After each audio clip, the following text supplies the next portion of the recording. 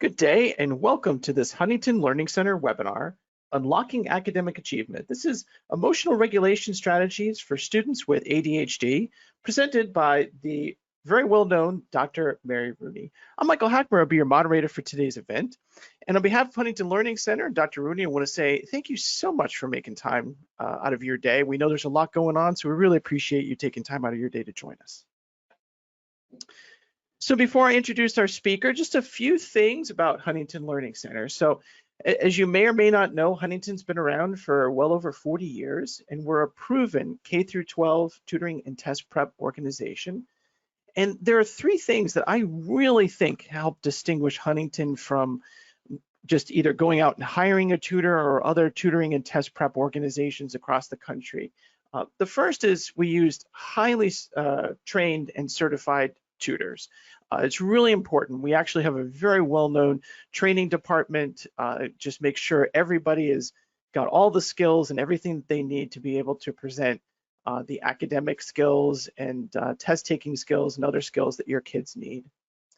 Huntington is also accredited by Middle States Association of Colleges and Schools. And the reason why that's significant is a lot of degree offering programs in higher education are accredited by Middle States. So we think that that's a really important level of consistency. And third, and I think probably the most significant, at least for me, is that Huntington really prides itself on building out individualized academic programs. And what do I mean by that? We love to get kids come in and do an assessment.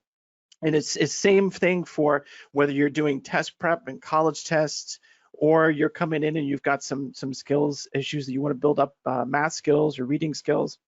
That assessment is really important because while everyone has maybe some common strengths and weaknesses, it's really important to understand what your child's strengths and weaknesses are so that we can really tailor that program to your students' needs.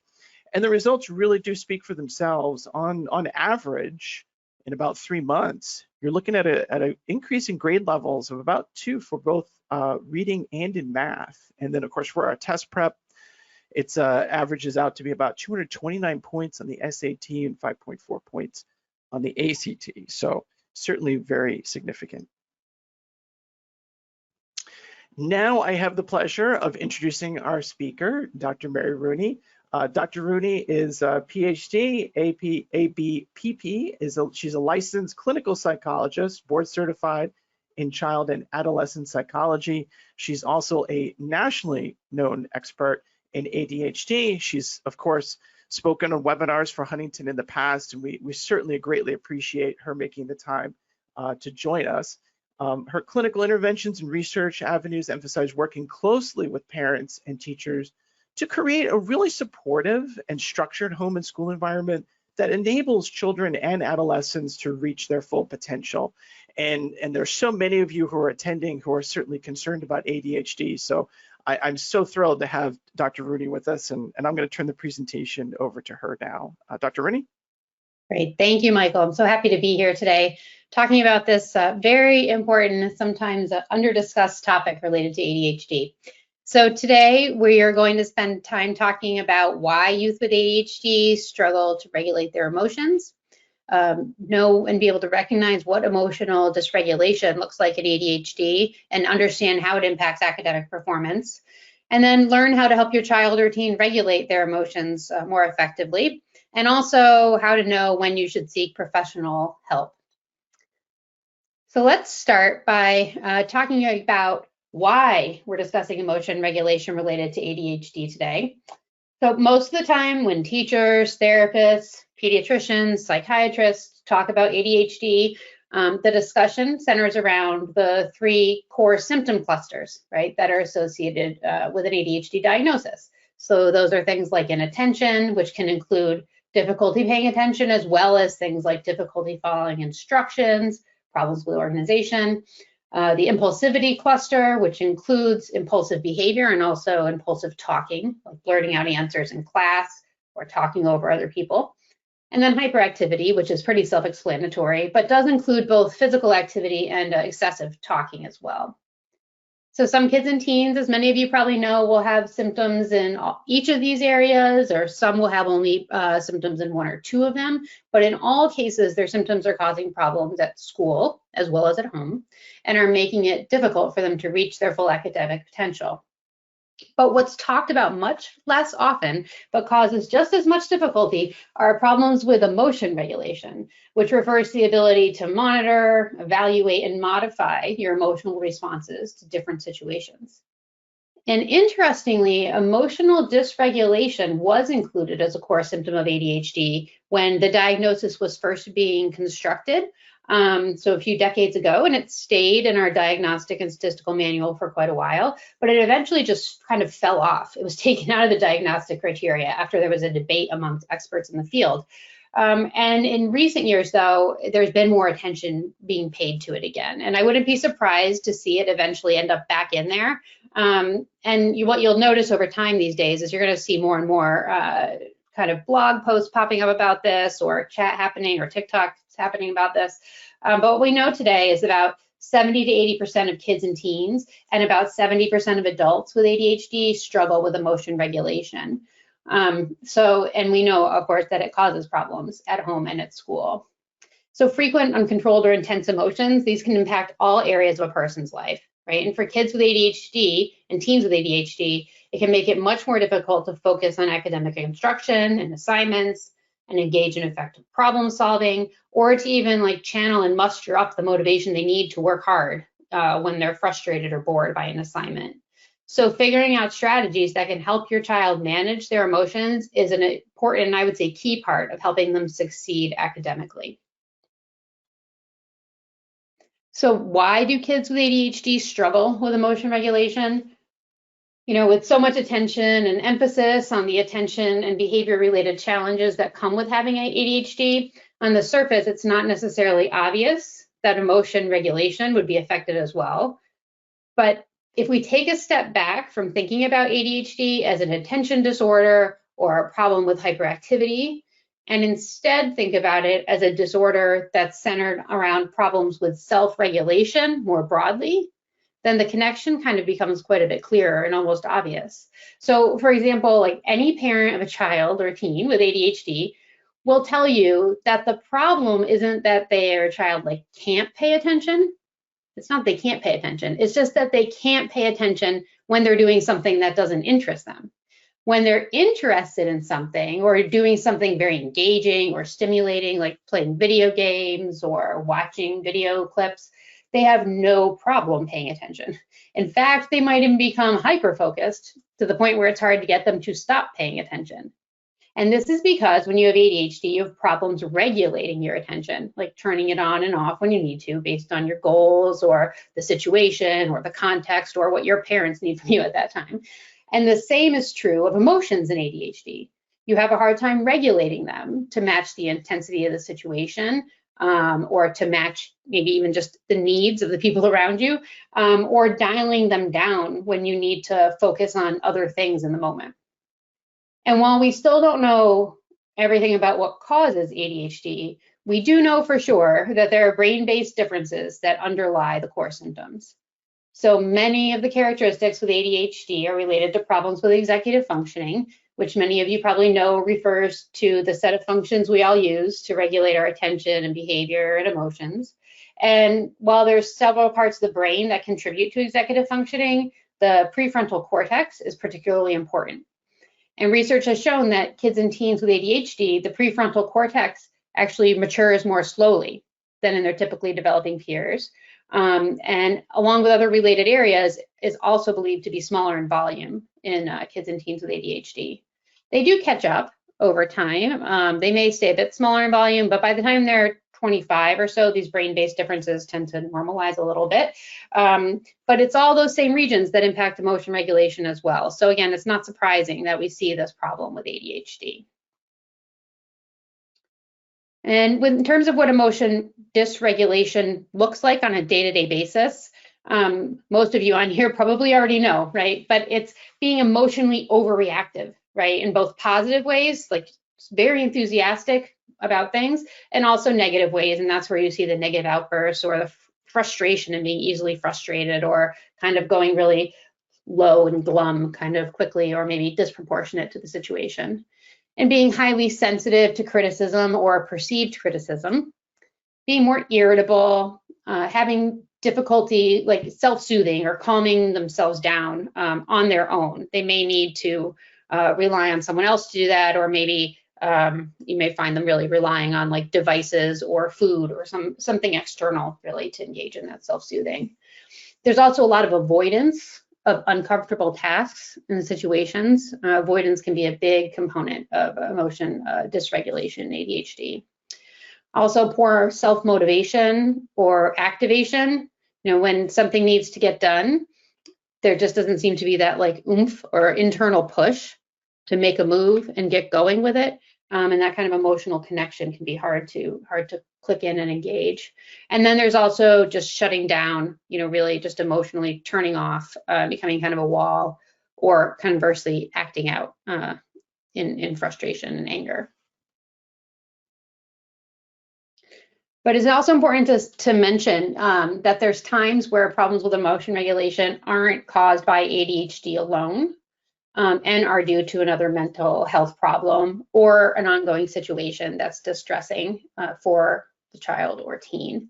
So some things to recognize are that when it's related to ADHD primarily, that emotional dysregulation, it's part of a long-standing pattern beginning in early childhood. You know, these kids are the ones where when they were toddlers, they were harder to soothe, right, than other toddlers. They were just having these outbursts, like all toddlers are having outbursts, but their outbursts just were harder to handle or seemed to happen more often, or maybe continued into like kindergarten where other kids were seeming to grow out of it, right? It's part of this kind of very consistent trajectory that's been there for a long time. It's not a sudden onset problem.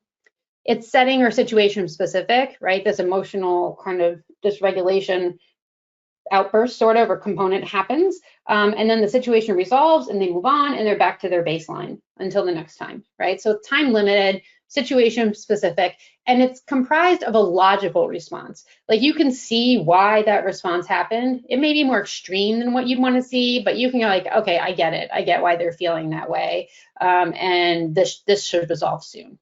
That's the general feeling around it. Conversely, like low mood or irritability or anxiety that's persistent and distressing, and maybe really you can't even see, like I don't see the trigger for this low mood, or I don't understand why this is happening right now at all, and this is going on for a long time and it's not breaking, and nothing that usually helps is helping. Those are the kinds of things that should be evaluated, where you're wondering, is this ADHD or is it something else? And it might just be it's preteen years or teenage years, and that's okay too, but it's worth getting evaluated and looked at. So if you're concerned, you know, talk to your child's pediatrician or mental health provider. So now let's switch gears and really focus on how emotional dysregulation impacts academic performance for students with ADHD. So as I mentioned before, they'll be easily frustrated by challenging assignments. Sometimes kids and teens with poor emotion regulation have a hard time like accessing and activating those key emotions that help them muster up their motivation. You know, we think about motivation as something that's this internal drive, but it's very emotionally driven. And when your emotions aren't regulated and tied to either the moment or being able to tie them to a longer term goal and be able to use them to imagine what you will feel like when you have accomplished this. And that's why it's worth doing this smaller step right now. That can really interfere with your ability to motivate and self-activate. So it's kind of an under-recognized piece of that self-motivation and activation component that we see in kids with ADHD. It also causes these frequent emotional outbursts that can frustrate the most important people in a student's social network. And that's primarily their parents and teachers when it comes to their academic performance. And so when their parents are frustrated or kind of taking a step back or walking a little bit on eggshells, they're less able to provide the consistent academic and emotional support that students with ADHD need to succeed academically.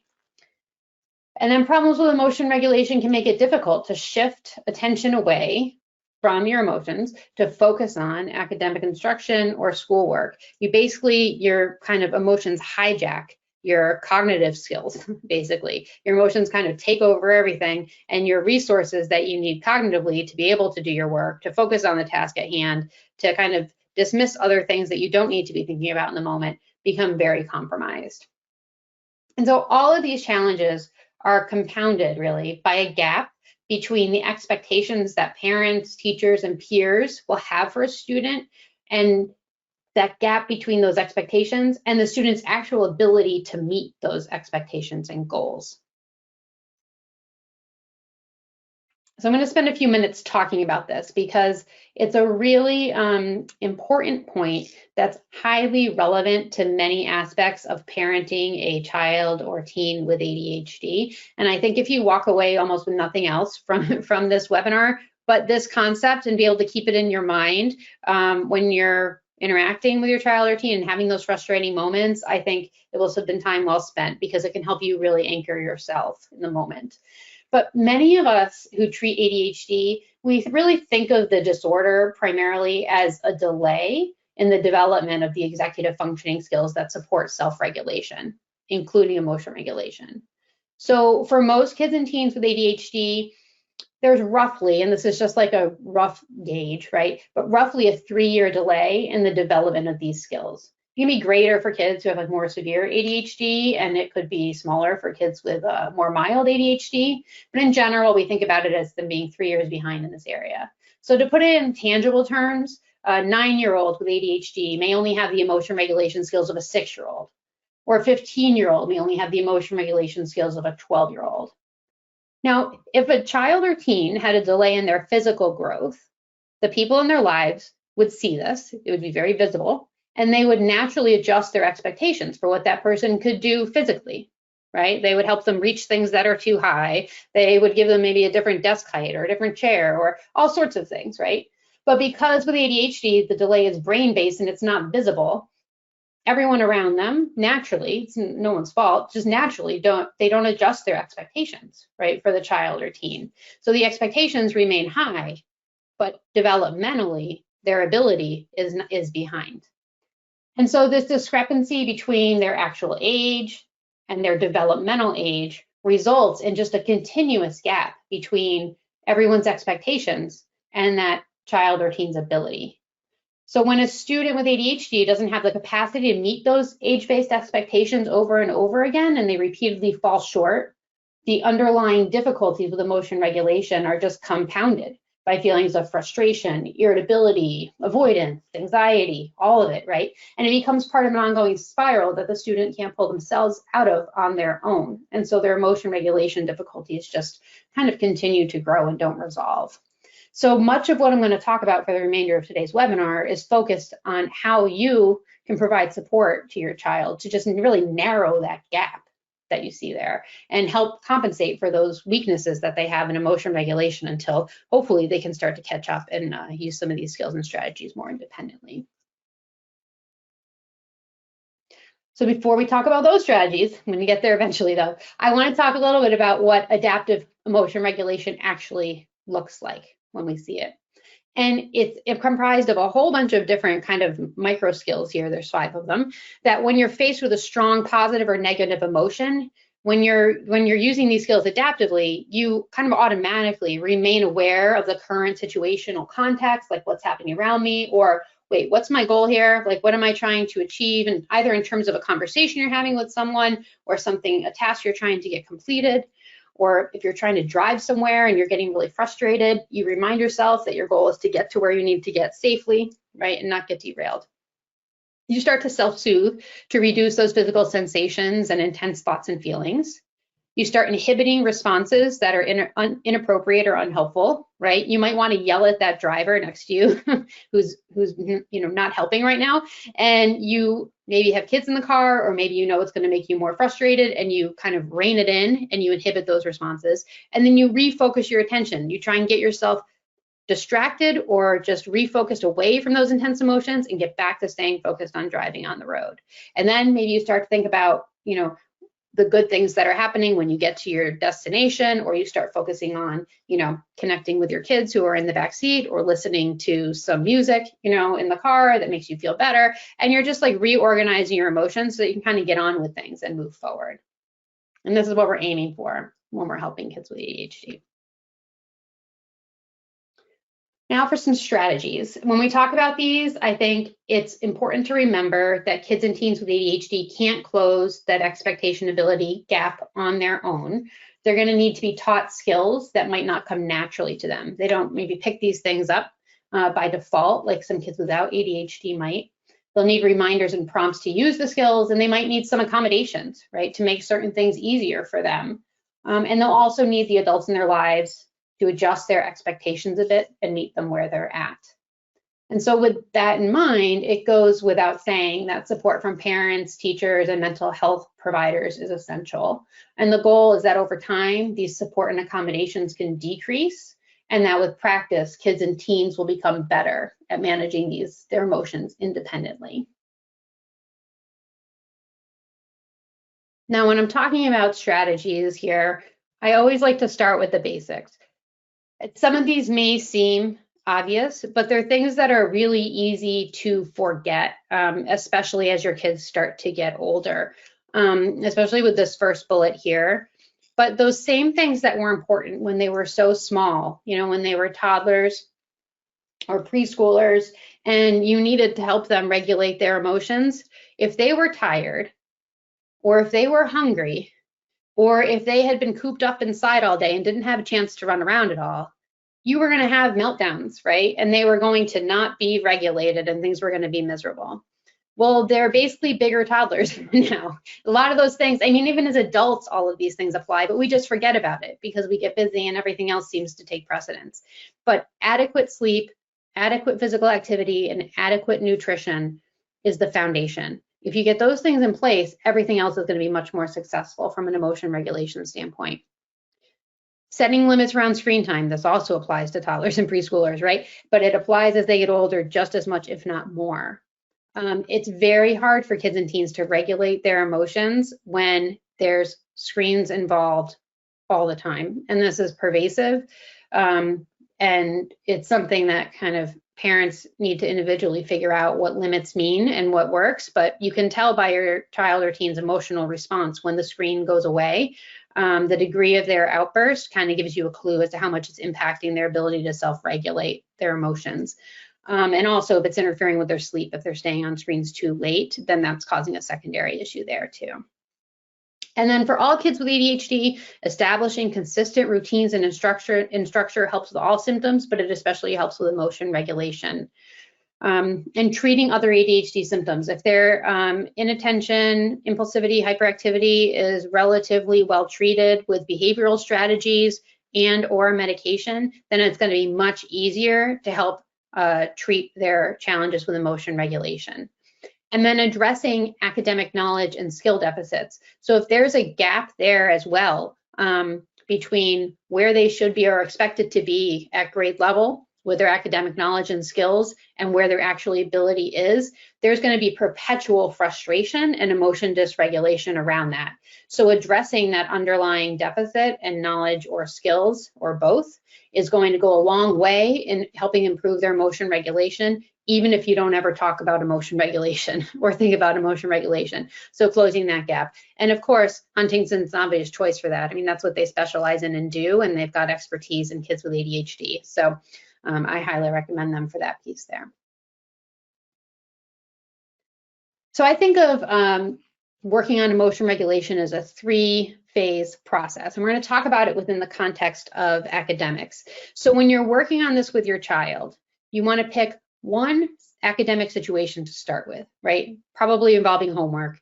It could be studying, it could be basic homework assignments, it could be just math worksheet that they need to get done every night. It could be nightly reading if they're younger and they have assigned reading every night for 10 minutes or something.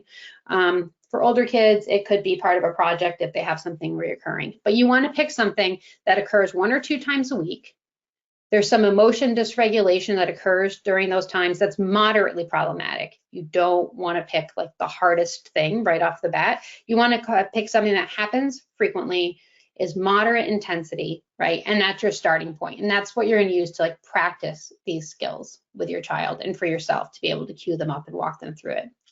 And then you start during a calm time talking about the issue. Like, what are the challenges that are happening? Why is it not working? You know, what are the frustrations that are coming up? How's it kind of derailing the situation?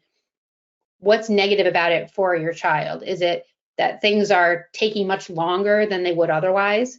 So they're actually missing out on time they could use to do something fun by sitting there being miserable, frustrated, and melting down. And they could do things in half the time if that were gone. So talk about it really in ways that your child can understand or teen can understand, and in ways where it's meaningful to them. Like they'll get something out of this if the situation shifts, like extra time doing something they prefer to do. So first, you want to help your child or teen identify and express the emotions that they're using. So for younger kids, you can use like a visual feelings chart. There's about 1 million of them for free online, and you can just look through and see which one you think might resonate the most with your child. But really having one of those that they can have out and just point to how they're feeling, point to and describe how they're feeling. You know, I talked about that developmental delay that we see in kids with ADHD. So you can do this even with kids where you're like, they're in 5th grade and they might think this is cheesy, but they probably still need it, you know, or even 6th grade, to be honest, a little older. And so you can get away with doing that even with the older kids, and they really need it because this is a weakness of theirs, is identifying these emotions.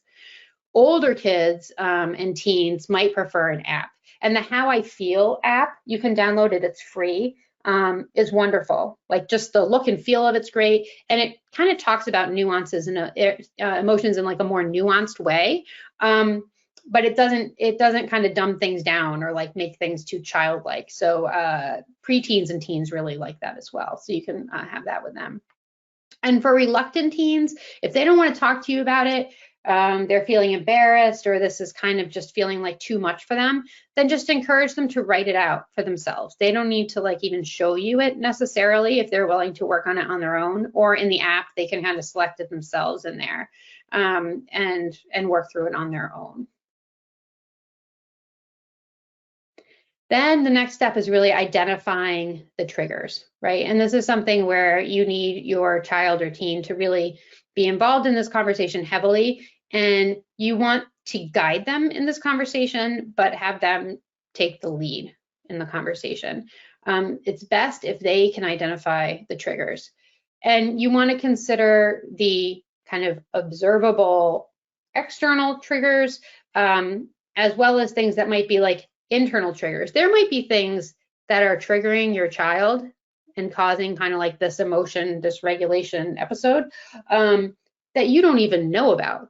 You know, it might be something where every time at school they get asked to do this and they feel embarrassed when it's time for, you know, this subject, because they think that they don't write, let's say, as well as their kids, other kids in the class, and they think kids are going to make fun of them. And then that's all comes to mind when they go to do that at home, and you have no idea, right? So I think trying to really understand what their thoughts might be that may be coming up can be really helpful, because it's surprising how many times there's triggers that we don't even know about that are really potent for them. And then they might not think of it, but thinking of some of those distal triggers, right? So if it's happening consistently on Tuesdays and Thursdays, and when you think about it, like they've got sports practice until like 8:30 the night before, they get home late. By the time they're done with homework, they go to bed like an hour and a half later on Mondays and Wednesdays, then that might be a more distal trigger that they're not going to think of, but you can help connect the dots for them. And then also, you know, consider the role of your own emotions and reactions in those moments, and how that might be contributing to the situation. So, you know, it's hard for adults to self-regulate generally. If you have ADHD yourself, it's going to be even harder, and that's okay. You just need to really be able to understand how your reactions to their frustration might be exacerbating the situation. And are there things you can do differently? And if you feel comfortable, that's actually also a really good conversation to involve your child in, to be able to say, all right, here's how I think I'm contributing, and these are things I'm going to do differently too. And you can really model for them working through these steps as well. And then now it comes to managing the emotions, right? So starting just with this one discrete time, like I talked about, encourage your child or teen to select and use 1 or 2 calm down strategies. And you can brainstorm the list of strategies ahead of time using a calm moment. And I didn't kind of list out a whole list of strategies here. Again, this is something that's available online or in apps. I mean, there's kind of endless lists, and different things work differently for everyone. You know, sometimes it's just getting up, walking away for a few minutes, getting a drink of water, or, you know, deep breathing sometimes doesn't go over that well with kids or teens, but kind of whatever it is that might work for them. And honestly, a lot of times what I found is with kids, like sometimes a silly distraction just works best, like getting them out of their headspace, not trying to be too goofy, but helping them think of something funny or silly that can kind of get them out of that kind of downward spiral, negative emotion, and just kind of almost snap them out of it, literally. And then also just modeling, right, that adaptive emotion regulation behavior that you want them to see. So you might want to pick a strategy that you yourself can use. And if you feel yourself getting a little heated in the moment or doing something not helpful, both in that moment and then at other times, just modeling for them the kinds of behaviors you want to see from them. And then also because of this connection, right, between emotions and motivation, that can be weak in kids with ADHD, helping your child or teen remember their bigger goals in the moment. So it might be that you have them write out, like, this is why I'm doing this tedious, awful, annoying task that I'm having to do right now. It's because of X, like whether because I want to stay on the team that I'm on at school, because I want to get a certain grade, because I want to, you know, become whatever their goal is in life.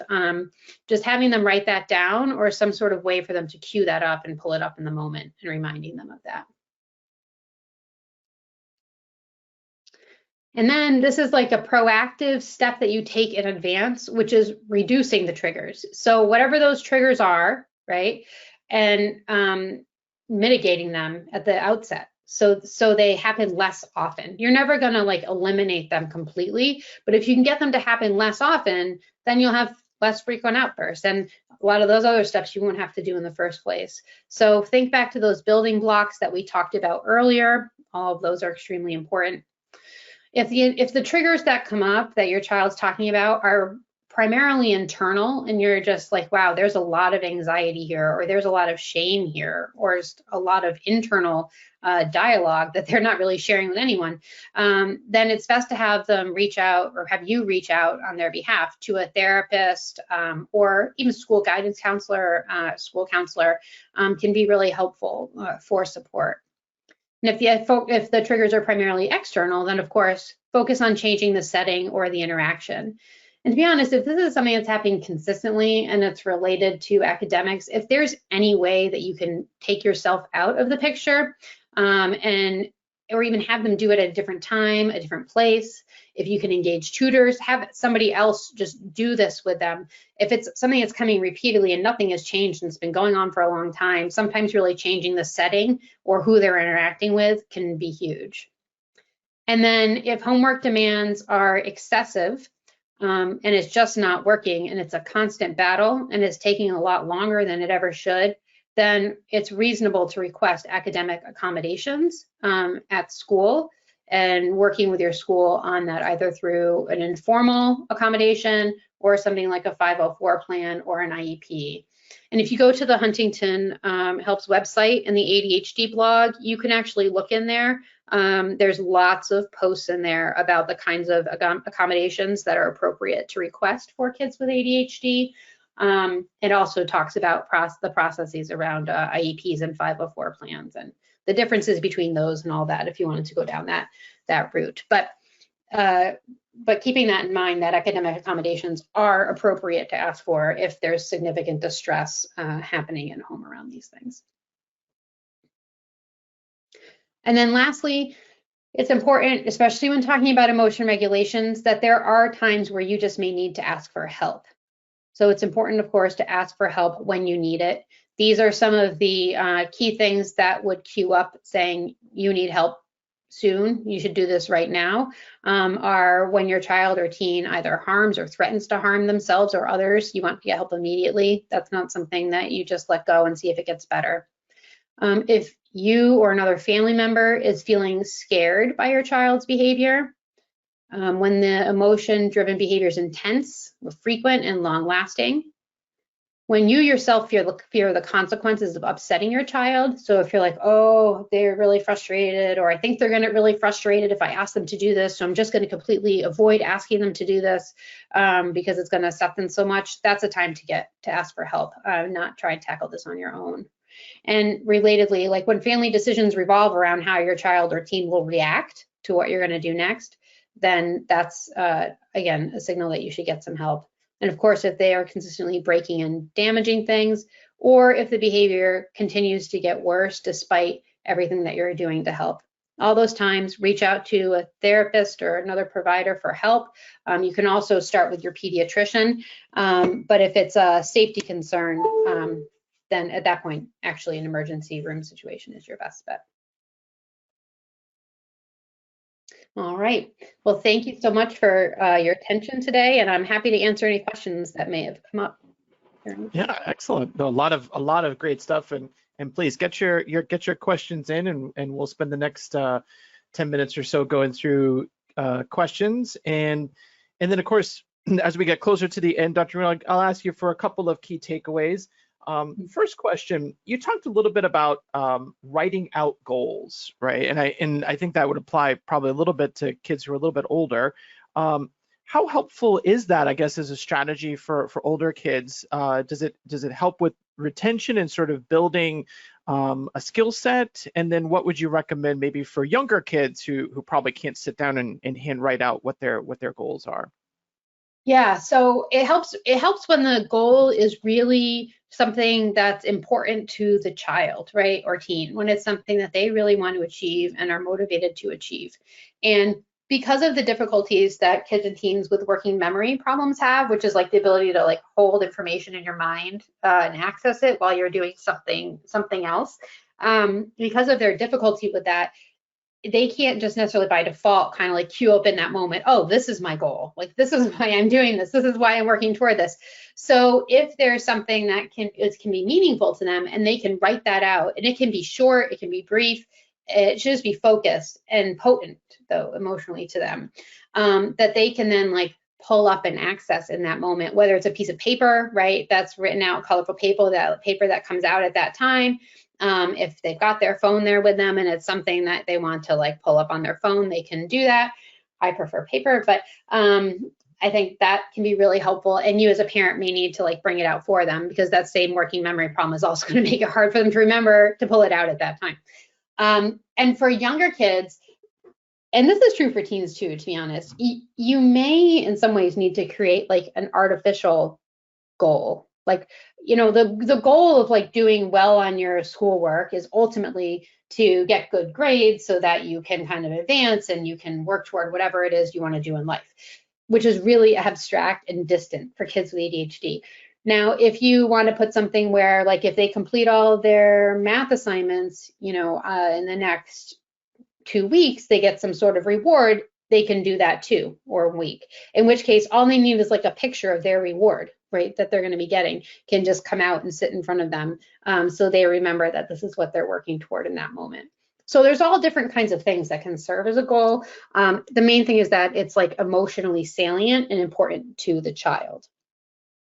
Great, excellent stuff. And just as a note, we had a couple of people ask. We are recording, and we're going to make available the slides. So so after the presentation in the next day or two, we'll make sure that that's available. And then also, Dr. Rooney referenced the How I Feel app. So I know people may want to jot that down and check that out for your child. And she also referenced the ADHD blog on the Huntington Helps website. So definitely take a look at that as well. Next question, it came in, and this is actually a great question. I've seen this in a separate topic with parents asking about with their kids who have autism, but I think ADHD and other situations it's relevant. How does learning a second language impact someone with ADHD? All right, that's a really good question. The evidence is so mixed around whether difficulty learning a second language or learning in a second language or being bilingual impacts academics or anything else in kids with ADHD. So you'll have some studies that say it can make things more challenging, and then you'll have other studies that say actually no, it's not related at all. So I think what it really comes down to is there's just a huge amount of individual differences in this. And I get this question a lot from parents who either have their kids in like a bilingual school program, particularly in elementary school level, or are considering this for their child. And if your kid is already in that program, what I usually advise parents is that if your kid is struggling academically and it's a bilingual program and the language isn't something that they necessarily sort of pick up super easily and just sort of thrive in, there's some kids that are just very gifted in languages, whether they have ADHD or not, they're just gifted in this. If your kid isn't one of those kids, then it can be adding basically a factor that's just compounding things, right? It's just layering the demands for them. But that could be true if they had a learning disorder as well, right? Not necessarily ADHD. Anytime your kid is struggling and now you're adding this other variable in there, you are potentially compounding things. But there's no like direct relationship necessarily between like second language learning and ADHD in the research. Now, you talked a little bit about, kids when they get agitated, and this question, it relates to that. How can we calm down our child when they don't want to breathe, write, or go outside or talk? They just want to watch screens to calm down. You talked a little bit about video games and screen time. It's always a constant, right, with parents, right? How do we reduce our screen time? How do we use it to our advantage? But when you're trying to calm someone down, is it a time to use screens, or what do you recommend as far as that might be concerned? Yeah. So the use of screens can create kind of like a secondary issue. So what I would say, if you're already in it, now you kind of have to dig your way out of it. But in general, I would like avoid doing that as much as possible for a couple of reasons. So one, you're basically like rewarding your child for the outburst because they love the screens. And so if it's one of their preferred things, then if they get that when they're having an emotional outburst, then they're going to potentially do that more because they basically get what they want afterwards, right? Or in the middle of it. The other thing is they're not learning other strategies, right? So they're not practicing emotion regulation skills that help teach them how to self-soothe on their own. And so it's natural where if the screens are an option, then they're going to want that instead of something else that they would need to do to self-soothe on their own or another strategy. So it makes sense, but they're basically relying kind of on an external crutch to self-soothe and not learning some of these important skills that they need to be able to regulate their emotions internally that they can then carry forward into their life looking ahead. And that reliance on screens tends to just get harder to break the older they get. So it can become like a secondary problem down the line. So, but if you're in that situation, and I understand why people end up in that situation. I have kids myself, so I fully understand the allure of screens and the magic of screens when a child is having an emotional outburst and you are at your wit's end. So I fully understand this. But if it's becoming something that's happening often, then I would work with a therapist to figure out strategies to shift away from that, to be able to help your child use other approaches, because it's not going to be easy to make that shift when you're already in that situation, but it can be done. It's just that you'll probably need some support to make it happen. Yeah, it's the longer you have a habit of doing one thing, the harder it is to break. So it's whatever that is, right? And screens are one of them that's harder. Yeah. Yeah. So this is a good question. Do you see that avoiding practicing anything is a part of ADHD or issues related to ADHD, or is that just more of a general children issue from one of the parents? Yeah, that's a good question. It's something that can happen with all kids. I think like the intensity and frequency of it is something that can be kind of more in kids with ADHD. I think anything that just feels tedious and repetitive and not particularly like stimulating and engaging, it is really just much harder for them to kind of get activated and motivated to do it. So I think it's something that's going to be true in a lot of kids, but it's sort of like for kids without ADHD, it might be like a rolling hill that they need to overcome to muster up the motivation to do it and stop the whining and complaining and just get down with it. And for kids with ADHD, it's more like a mountain that they need to overcome, like to kind of muster up that internal motivation and energy. And that's where things like providing, those shorter term rewards can be helpful, like things that can help them access their internal motivation to kind of turn that mountain into a smaller hill. So it's just kind of leveling the playing field in terms of them mustering up and engaging in what they need to do. Yep.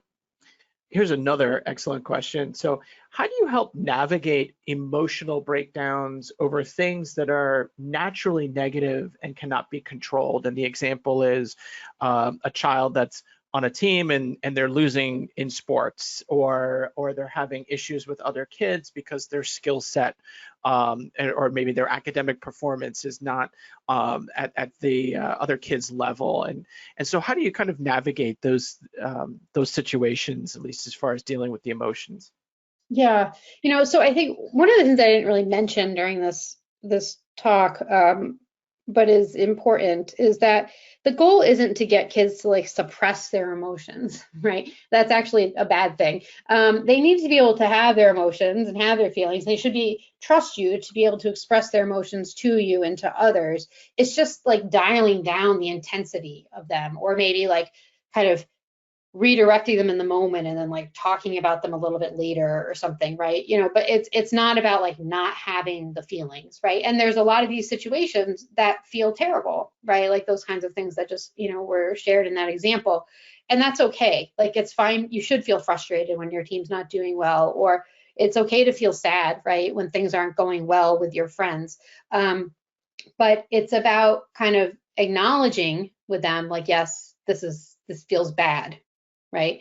And it's okay to feel bad. And how do we work through this? And maybe it's like labeling it in that moment, like, okay, this is that thing again. This is the thing that's happening. This is how we feel, right? Like when our things are going really badly with our team. And remember, when we do this, we kind of like have whatever strategy it is. Like remember, like, okay, it's just for one moment right now, and we're going to redirect, or we're going to focus on what's going to happen after the game, and we're going to push through it. Or we're going to take a moment to come over here and stand by your parent and just take a minute to like, while I rub your shoulders and you just cool down for a minute, and then we're going to get back in the game, right? But they do need your support to do that. But I think it's important to be able to label it in the moment so they remember they need to come to you, pull them away, not as a punishment, give them a minute to calm down, and then provide them with a ton of praise, right? When they do that, when they work through it, and just how proud you are of them. If you give them a sticker, or they work towards something, again, like a reward for being able to do it, something that helps them remember that they want to calm down in that moment and not just wallow in the sadness. So help them feel it, label it, let them come to you, redirect them, and then send them back out into the situation.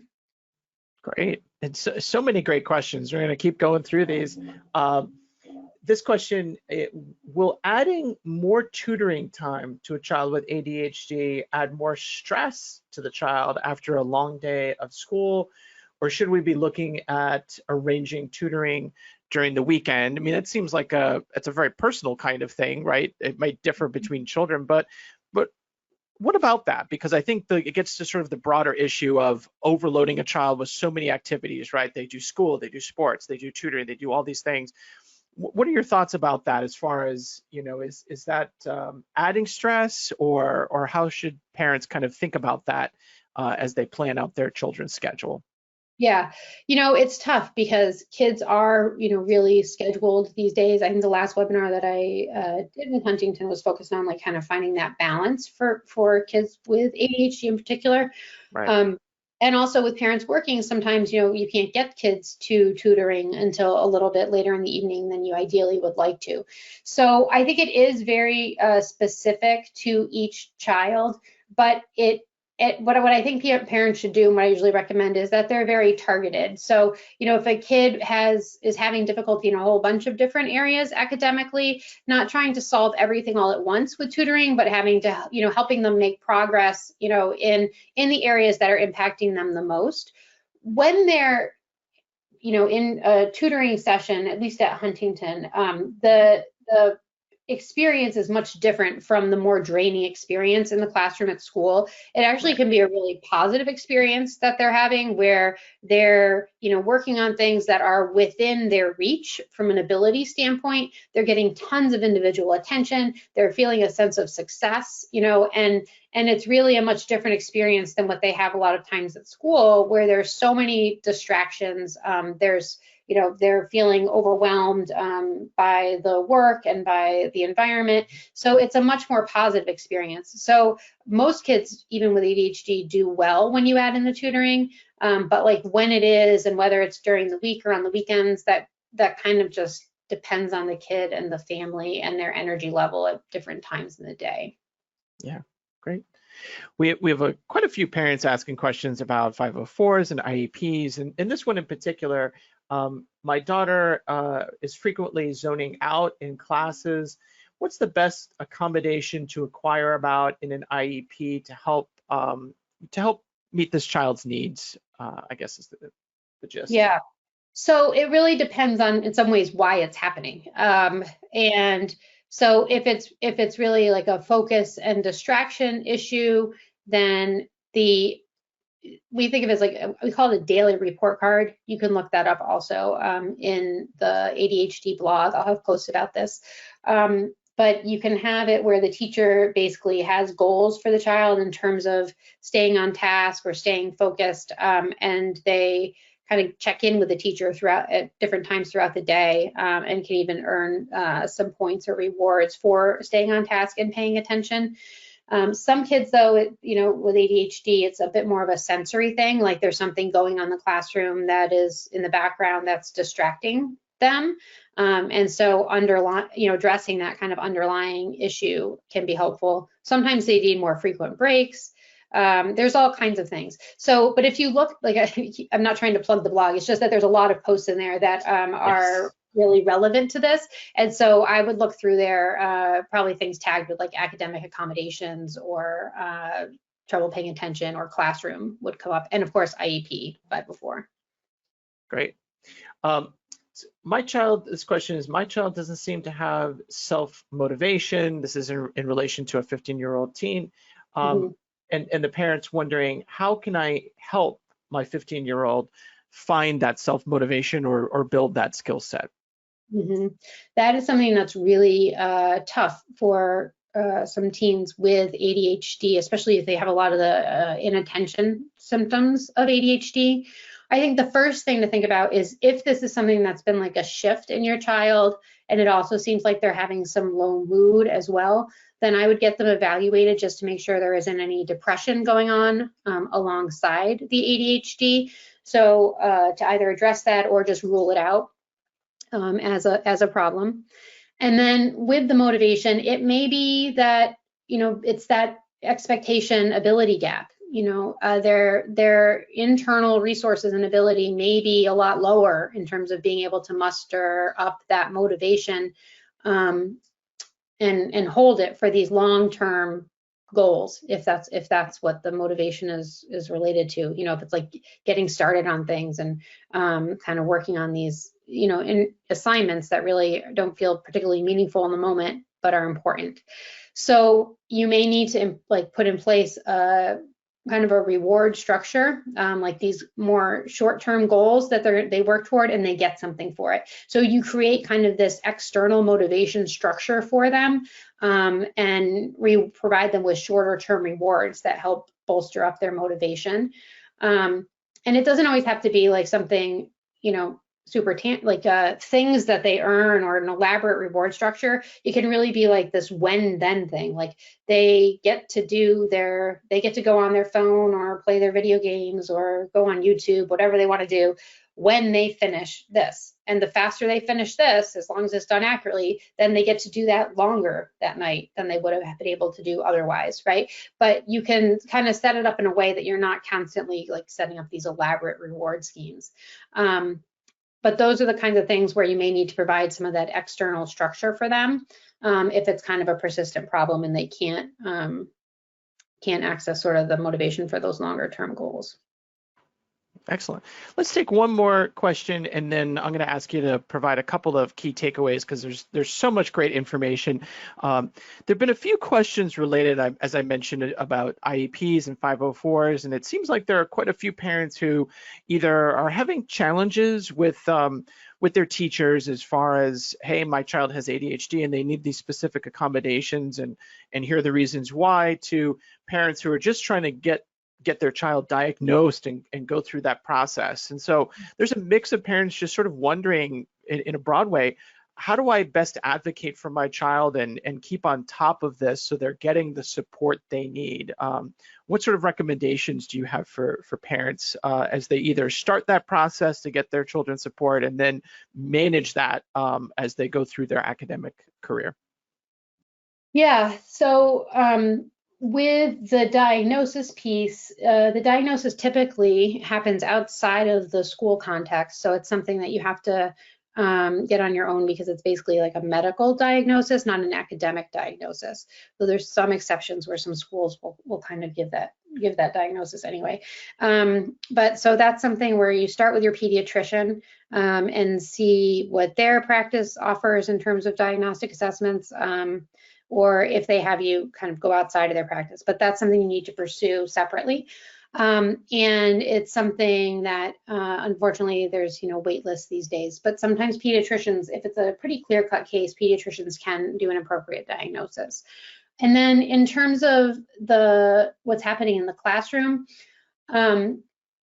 like frequently meeting with the teacher and just having discussions with the teacher about like, these are the challenges that we're seeing, what are you seeing? This is what works at home, what's happening in the classroom. Are there things that can be done in the classroom that we can help with by providing rewards or reinforcement at home, and kind of having this ongoing dialogue with the teacher can just, in a way that's helpful, and you're partnering together on this, can go a long way in having them support your child in a way that's helpful.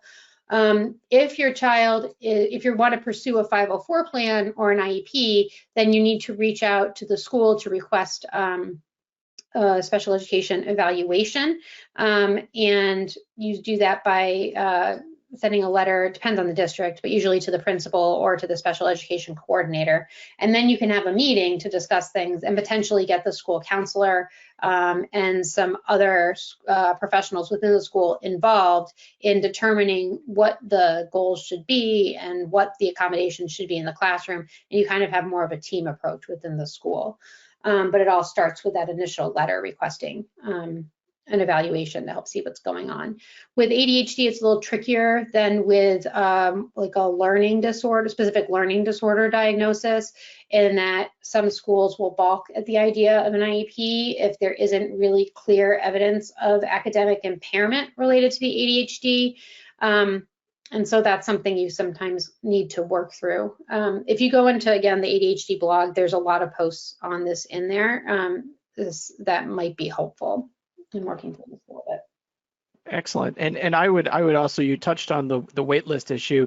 That's a problem not just for ADHD or autism. It's a problem across the medical community, right? People with COVID, they didn't have access, and now everyone's trying to get caught up on a lot of these things, and so it can create wait lists for 3, 6, 9 months, a year, depending upon what it is that you're looking for. So just make sure you start the process as soon as possible and get things moving, because it takes time also to get an IEP set up.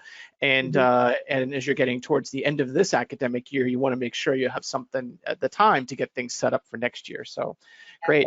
Now, you've covered a lot of great material, and unfortunately, we didn't get to every question, but we'll make sure you get the questions. And if you can follow up with some people, that'd be great. But a couple of key takeaways, for people who look at all this, there's a lot of information.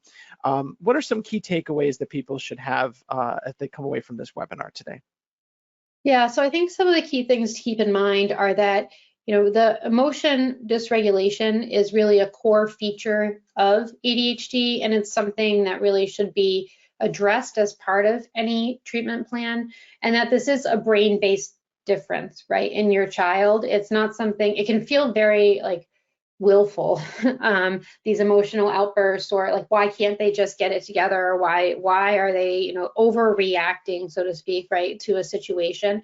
But really it's just based developmentally on where they're at, and that this gap between age-based expectations and their developmental level, if you think about them as being maybe 3 years behind in their ability to regulate their emotions, it might make sense why they're quote unquote overreacting. They just don't have the capacity, right, to deal with the situation or regulate their emotions appropriately, given the context, given the demands, and given that developmentally they're younger than their peers.